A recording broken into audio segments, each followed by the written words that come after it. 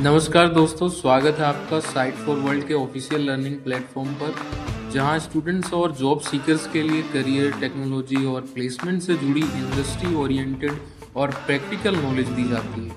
अगर आप अपनी स्किल्स को नेक्स्ट लेवल तक ले जाना चाहते हैं, तो आप बिल्कुल सही जगह पर आए हो। चलिए शुरू करते हैं आज का इम्पोर्टेंट सेशन।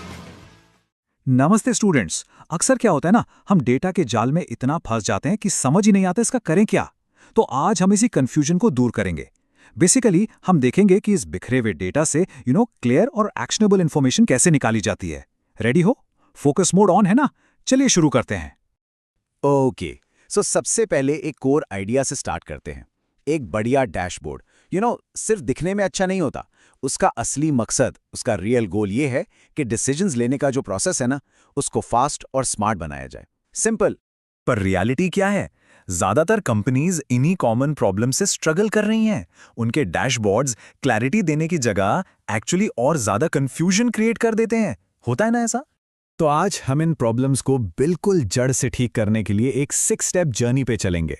हम समझेंगे कि डैशबोर्ड्स में आखिर प्रॉब्लम आती क्यों है, डेटा की फाउंडेशन कैसे स्ट्रांग बनाई जाए और फाइनली इस पूरे कैओस को क्लैरिटी में कैसे बदला जाए।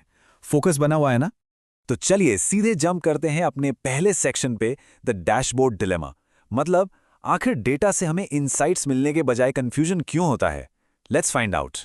देखो, सबसे इंपॉर्टेंट पॉइंट यह है कि एक कंफ्यूजिंग डैशबोर्ड असली प्रॉब्लम नहीं है। यह तो बस एक सिम्टम है, एक इशारा है कि अंडरलाइंग डेटा स्ट्रैटेजी में कुछ सीरियस गड़बड़ है। समझ आ रहा है? ये पॉइंट बहुत क्रूशियल है। तो इन सिम्टम्स को ठीक करने के लिए, यानी असली प्रॉब्लम को सॉल्व करने के लिए, हमें सबसे पहले अपने डेटा के लिए एक सॉलिड फाउंडेशन बनानी होगी। और इस प्रोसेस को कहते हैं नॉर्मलाइजेशन। सिंपल शब्दों में ये बिल्कुल वैसा है जैसे आप अपनी अलमारी में कपड़े सेट कर रहे हो। हर चीज अपनी सही जगह पर, ताकि कुछ भी रिपीट ना हो और जब जरूरत पड़े तो आसानी से मिल जाए। क्लियर है? और यहां देखो, डिफरेंस एकदम साफ है। नॉर्मलाइजेशन के बिना आपके डेटा में डुप्लीकेशन, इनकंसिस्टेंसी का रिस्क रहता है, लेकिन नॉर्मलाइजेशन के साथ आपको मिलती है data integrity, better storage efficiency और सबसे इंपॉर्टेंट रिलायबिलिटी एंड कंसिस्टेंसी। ये क्यों यूज कर रहे हैं, अब समझ आया? ओके, तो अब हमारा स्ट्रक्चर सॉलिड है। अब अगला स्टेप क्या है? अगला सवाल यह है कि अलग अलग सोर्सेस से डेटा को अपने सिस्टम में लाएं कैसे। रेडी हो नेक्स्ट स्टेप के लिए? एक ट्रेडिशनल मेथड है ETL, यानी एक्सट्रैक्ट, ट्रांसफॉर्म, लोड। ये बिल्कुल वैसा है जैसे खाना बनाने से पहले सारी सब्जियां काट कर तैयार कर लो। मतलब डेटा को सिस्टम में लोड करने से पहले ही उसको साफ सुथरा और स्ट्रक्चर कर दिया जाता है। लेकिन आजकल एक ज्यादा मॉडर्न अप्रोच है, ELT। इसमें आखिरी 2 स्टेप्स यानी ट्रांसफॉर्म और लोड रिवर्स हो जाते हैं। पहले आप रॉ डेटा को सीधा सिस्टम में लोड करते हो और ट्रांसफॉर्मेशन बाद में करते हो। ऐसा क्यों? क्योंकि आज के जो डेटा वेयरहाउसेस हैं ना, वो बहुत पावरफुल हैं। तो बड़े डेटा सेट्स के लिए ये मेथड काफी फास्ट और फ्लेक्सिबल होता है। ध्यान से सुनना, ये इंपॉर्टेंट है। ठीक है, तो अब डेटा सिस्टम में फ्लो हो रहा है, पर यहां एक बहुत क्रिटिकल सवाल सामने आता है। हम ये कैसे इंश्योर करें कि जो डेटा हम देख रहे हैं वो ट्रस्टवर्दी है, कि सब लोग सेम और करेक्ट इंफॉर्मेशन देख रहे हैं। सोच रहे हो? इसका जवाब है एक स्पेशल डिसिप्लिन में, जिसे कहते हैं मास्टर डेटा मैनेजमेंट, या शॉर्ट में MDM। बेसिकली ये एक तरीका है जिससे कंपनी का जो सबसे क्रिटिकल डेटा होता है ना, उसको मैनेज किया जाता है। MDM बेसिकली ये इंश्योर करता है कि कंपनी का जो सबसे इंपॉर्टेंट डेटा है, जैसे कि कस्टमर की डिटेल्स, प्रोडक्ट्स की इंफॉर्मेशन, वो पूरी ऑर्गेनाइजेशन में हर डिपार्टमेंट में कंसिस्टेंट और एक्यूरेट हो। इस स्टेप का पर्पस समझ आया? तो MDM का अल्टीमेट गोल क्या है? इसका गोल है single source of truth create करना। इसे SSOT भी कहते हैं। ये एक ऐसी सेंट्रल रिलायबल जगह है जहां से सबको एक जैसा विश्वसनीय डेटा मिलता है, जिससे सारे कंफ्यूजन्स और डेटा कॉन्फ्लिक्ट्स खत्म हो जाते हैं।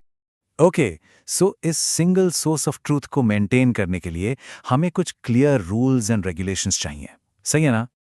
और यहीं पर काम आता है डेटा गवर्नेंस। आप इसको कंपनी के डेटा के लिए एक ऑफिशियल रूल बुक समझ सकते हो। ये पॉलिसीज और स्टैंडर्ड सेट करती है कि डेटा को कैसे हैंडल करना है, कैसे यूज करना है और कैसे सिक्योर रखना है। सिर्फ देख रहे हो या समझ भी रहे हो? इसके लिए राशि मैट्रिक्स जैसे फ्रेमवर्क्स यूज किए जाते हैं, ताकि सबके रोल्स और रिस्पॉन्सिबिलिटीज एकदम क्लियर हो। जैसे R यानी रिस्पॉन्सिबल वो इंसान है जो एक्चुअली काम करता है, लेकिन ए यानी अकाउंटेबल वो है जिसकी उस काम की फाइनल ओनरशिप होती है।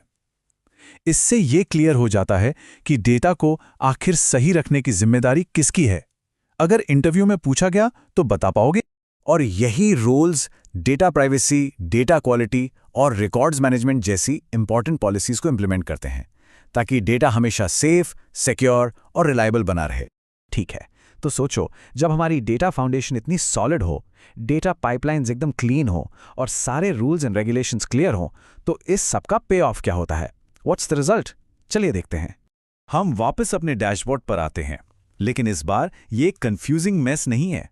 ये केओस के सोर्स से ट्रांसफॉर्म होकर बन गया है एक टूल फॉर क्लैरिटी, एक ऐसा टूल जो फास्ट और स्मार्ट डिसीजन मेकिंग में हेल्प करता है। एक इफेक्टिव डैशबोर्ड में कुछ खास बातें होती हैं। वो डिजाइन प्रिंसिपल्स यूज करता है जो हमारे ब्रेन के साथ काम करते हैं, उसके अगेंस्ट नहीं। जैसे जरूरी चीजों पर ध्यान खींचने के लिए क्लियर विजुअल हायरार्की, या फिर इंपॉर्टेंट इंफॉर्मेशन को हाईलाइट करने के लिए कलर्स का स्मार्ट यूज, ताकि नजर सीधे वहीं जाए जहां जानी चाहिए। सिंपल और इफेक्टिव। तो आखिर में सबसे जरूरी बात, डेटा मैनेजमेंट सिर्फ एक आईटी डिपार्टमेंट का काम नहीं है, ये एक क्रिटिकल बिजनेस स्ट्रैटेजी है।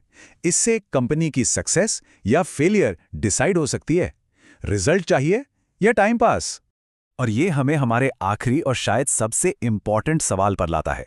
जरा सोचिए, आपकी ऑर्गेनाइजेशन का डेटा इस वक्त आपके लिए एक एसेट है जो आपको। हमारे चैनल को सब्सक्राइब कीजिए और वीडियो को अपने दोस्तों के साथ शेयर जरूर कीजिए।